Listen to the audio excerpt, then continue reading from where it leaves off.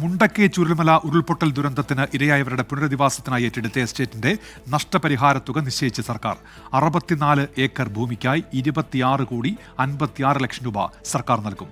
മുഖ്യമന്ത്രിയുടെ ദുരിതാശ്വാസ നിധിയിൽ നിന്ന് തുക നൽകാനും മന്ത്രിസഭാ യോഗം തീരുമാനിച്ചു. പുനരധിവാസത്തിനായി കൽപ്പറ്റയിലെയും മേപ്പാടിയിലെയും 2 എസ്റ്റേറ്റുകൾ ഏറ്റെടുക്കാൻ ഹൈക്കോടതി നേരത്തെ അനുമതി നൽകിയിരുന്നു. നഷ്ടപരിഹാരം നൽകി ഏറ്റെടുക്കാനായിരുന്നു കോടതിയുടെ നിർദ്ദേശം. ഇതുപ്രകാരം എസ്റ്റേറ്റ് ഭൂമിയുടെയും നിർമ്മാണങ്ങളുടെയും മൂല്യനിർണ്ണയം നടത്തിയാണ് 26,56,10,709 രൂപ നഷ്ടപരിഹാരം നൽകാൻ നിശ്ചയിച്ചത്.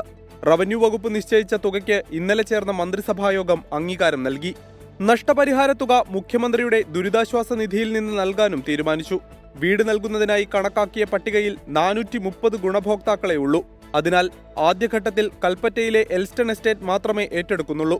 ഉരുൾ ദുരന്തത്തിൽ അച്ഛനമ്മമാർ നഷ്ടപ്പെട്ട കുട്ടികൾക്കും മന്ത്രിസഭ ധനസഹായം പ്രഖ്യാപിച്ചു.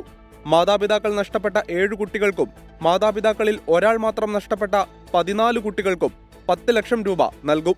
വനിതാ ശിശുവികസന വകുപ്പ് അനുവദിച്ച ധനസഹായത്തിന് പുറമെയാണിത്. 18 വയസ്സുവരെ തുക പിൻവലിക്കാനാകില്ല. തുക ജില്ലാ കളക്ടറുടെ അക്കൗണ്ടിൽ നിക്ഷേപിച്ച് പ്രതിമാസ പലിശ കുട്ടിയുടെ രക്ഷകർത്താവിന് നൽകും. ടൗൺഷിപ്പ് പദ്ധതികളുടെ നടത്തിപ്പിനായി രൂപീകരിച്ച യൂണിറ്റിൽ 2 തസ്തികകൾ സൃഷ്ടിക്കാനും മന്ത്രിസഭ തീരുമാനിച്ചു. 24 തിരുവനന്തപുരം.